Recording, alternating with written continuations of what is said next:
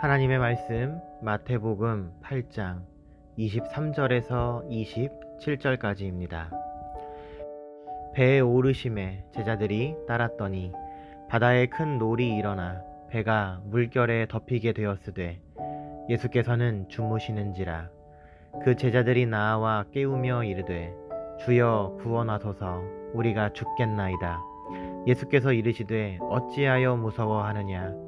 믿음이 작은 자들아 하시고 곧 일어나사 바람과 바다를 꾸짖으시니 아주 잔잔하게 되거늘 그 사람들이 놀랍게 여겨 이르되 이가 어떤 사람이기에 바람과 바다도 순종하는가 하더라.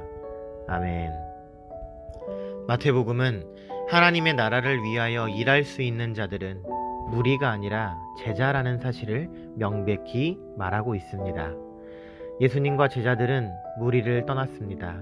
그리고 제자들은 예수님이 어떤 분이신지에 대해서 배우기 시작합니다. 제자들이 예수님을 따라 같은 배를 탔다는 것은 많은 것을 포기해야 하는 일임과 동시에 어려운 상황 속에서도 주님은 주무시는 것만 같은 상황에 빠짐을 의미합니다. 우리가 죽겠나이다 라는 제자들의 외침은 그만큼 절박하고 매우 현실적인 외침입니다. 우리는 주님을 따르기 위해 이토록 어려움을 당하고 있는데 주님은 아랑곳하지 않고 주무시는 것만 같은 겁니다.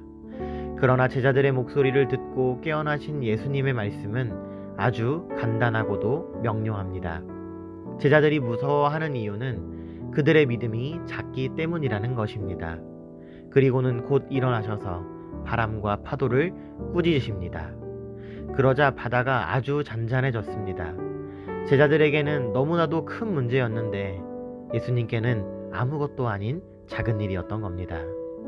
이에 제자들은 놀라워하며 이가 누구신가 라는 질문을 하고 있습니다. 예수님은 어찌하여 두려워하느냐 라고 책망을 하였지만 제자들은 풍랑 앞에서 두려워하고 예수님의 권능 앞에서 놀라는 역설적인 모습을 보여줍니다.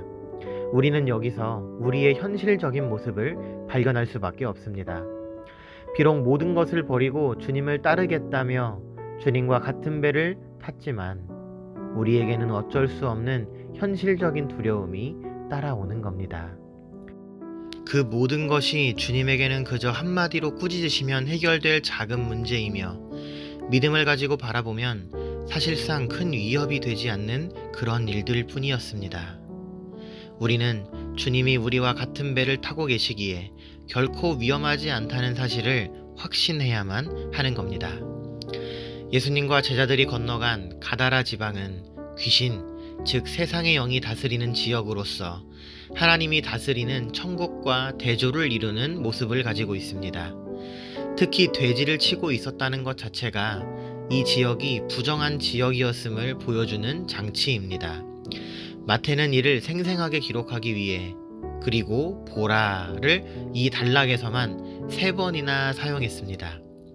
아쉽게도 한글 성경에는 모두 생략되어 있지만 3번이나 사용하였습니다. 이렇게 사용한 3번의 강조 내용을 보면 이 본문의 핵심이 드러납니다.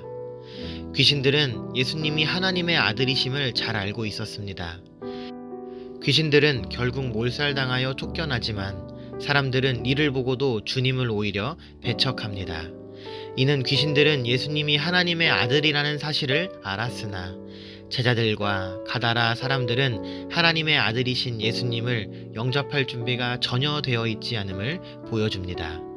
지금도 사람들은 예수님의 하나님의 아들이시며 세상을 구원하실 분이라는 사실을 제대로 알지 못해 예수님을 배척합니다. 하지만 사탄은 이미 그 통치권을 잃고 내쫓겼으며 지금은 온 세상을 예수님께서 정복하며 다스리고 계십니다. 우리는 이 사실을 온전히 믿음으로 하나님의 아들이신 예수님의 통치를 세상 가운데 선포해야만 하는 겁니다. 세상에 파도를 헤쳐나가야 할 때 예수님께서 하나님의 아들이시라는 사실이 내게 무슨 의미가 있는지 우리는 잊어버리곤 합니다.